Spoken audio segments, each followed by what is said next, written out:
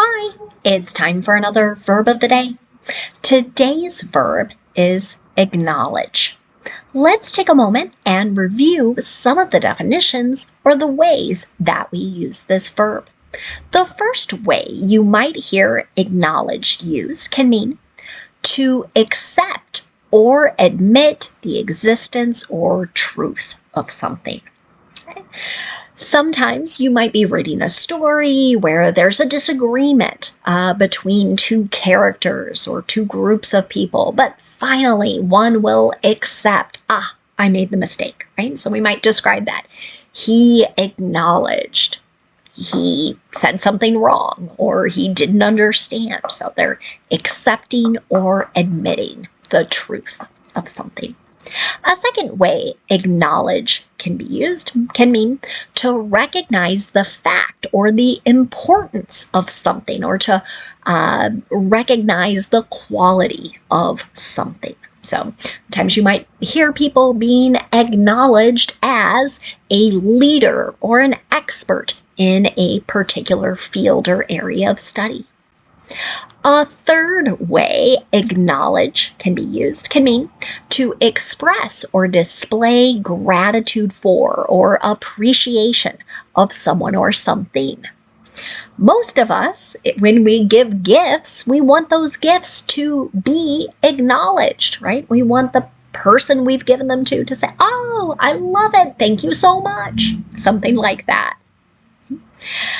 A fourth way to use the verb acknowledge can mean to show that one has noticed or recognized someone by making a gesture or a greeting. So with gesture, think of a movement of your hand or arm, right? So it could be something like a wave, right? You might do this when you're in very busy places or places where you can't always speak in long sentences with someone, but you want them to sort of understand, I know you're there, or I see you. A fifth way acknowledge can be used can mean to confirm the receipt of something. So with this particular definition, I hear this used a lot in work environments. So someone will say, can you acknowledge you received this email? Right? So they want you to know, confirm that you received it, that you got something.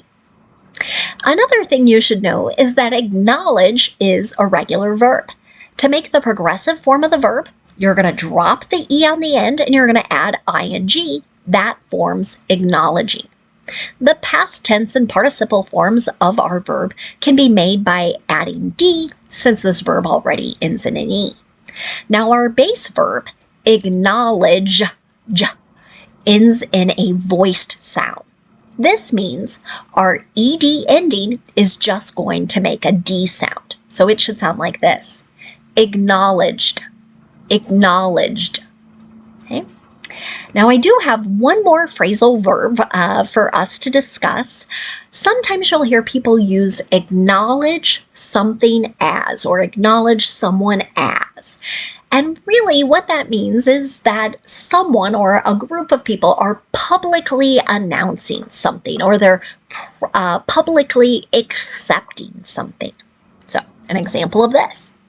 They didn't acknowledge the new leader as the legitimate winner of the election. So here, this would go to that meaning of accept.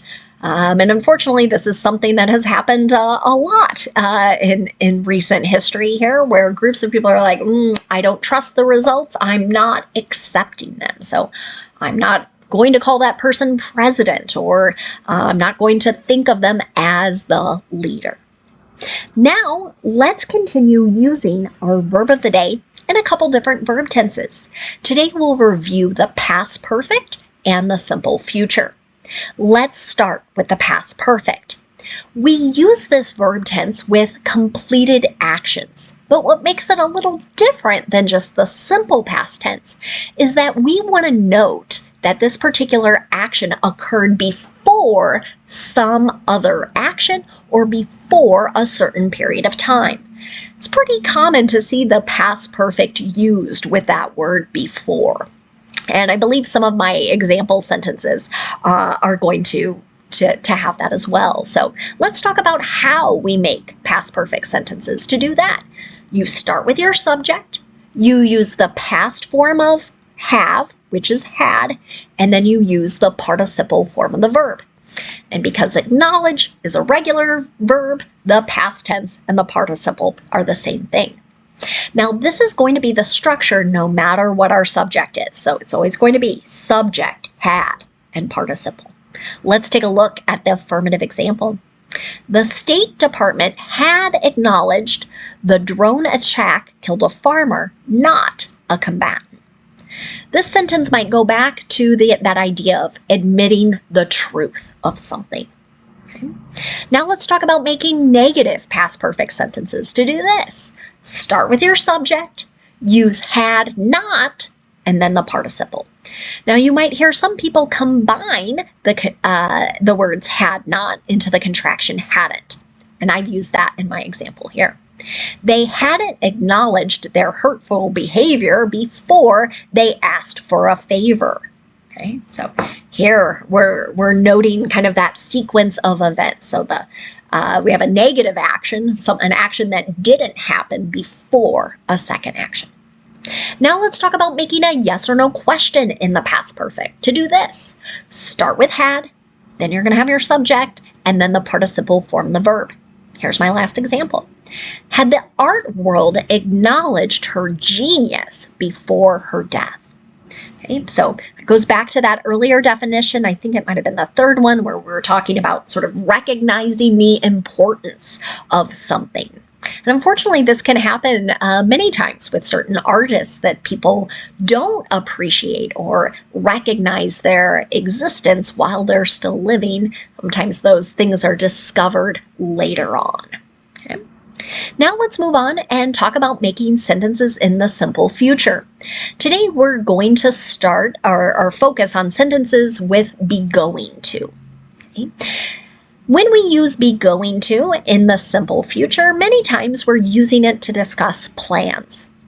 Occasionally people will use it with predictions or promises, but it's certainly a little more common with plans. So the tricky thing about this is that our form of be is going to change based on our subject. So we're going to be using a present form of be.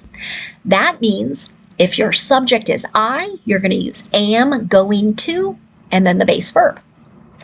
But if your subject is you, we, or they, use are, A-R-E, going to, and the base verb. Finally, if your subject is he, she, or it, use is going to, and then the base verb. Let's take a look at an affirmative example. We are going to acknowledge our responsibility in the matter. Okay, so this would, again, go back to that meaning of kind of admitting the truth of something and admitting the existence, right? We had responsibility. Okay. Now, let's talk about making negative simple future sentences. Again, we pay attention to our subject. We use a form of be that matches, then not before the going to and the base verb. Let's take a look at another example. He isn't going to acknowledge my presence, just watch. Right? So here I might be suggesting someone isn't going to wave. They're not going to say hello to me. They're not going to recognize that I'm physically in some particular space. Finally, let's talk about making a yes or no question in the simple future. Okay. To do this, start with a form of be, whichever form matches your subject. That subject comes next, then use going to and the base verb. Okay. Here's a question about someone's plan. Are you going to acknowledge receipt of the email? Right? Are you going to confirm, I got this? Okay. Now, let's spend a moment looking at some words that are related to our verb acknowledge. The first word we're going to discuss is just the noun form of the word. It's acknowledgement. So we've added that suffix M-E-N-T to form the noun. This noun can have a couple different meanings. One way to use the noun is to talk about the acceptance of the truth of a matter or the existence of something. An example of this. They appreciated the acknowledgement of their hard work. Right? So here, maybe it's a boss, a supervisor, a manager, somebody recognizing and accepting, yes, you worked extremely hard and you contributed a lot to this particular effort. Now, a second way you might hear this used is in connection to different publications. It can be really common with books, and it's where an author or a publisher recognizes certain people for how they have helped them in creating this particular work. So it's generally found at the beginning of a publication. So an example of this meaning in a sentence could be, the author's acknowledgement mentioned countless teachers and mentors, right? Sometimes an author might just write something like, I could not have done this without my family, right? And sometimes they list many, many people. And that sentence here is suggesting this is someone who's mentioned a lot of people, saying, I couldn't have done this without them. Another related word you might see is the adjective acknowledgeable, right? That suffix able should make you think able or capable of being acknowledged. An example of this. We observed an acknowledgeable difference between the AI tools, right? So here they're saying we're recognizing they're not the same thing, right? There are differences. You can also use acknowledged, which looks like our past tense or participle forms, but you can also use it as an adjective. And when we use this word as an adjective, it means that something is generally recognized, it is accepted, or it is admitted, right? So someone is saying, yes, that is the truth. So an example of this, she is an acknowledged expert in the area of food science. Right? So if you work in that area, you probably know this person, right? What it's suggesting is that many people in this area are like, yes, we know this person. They know a lot. They are contributing usually a great deal to this area of study. Thank you so much for watching today's video. I hope you have a great day.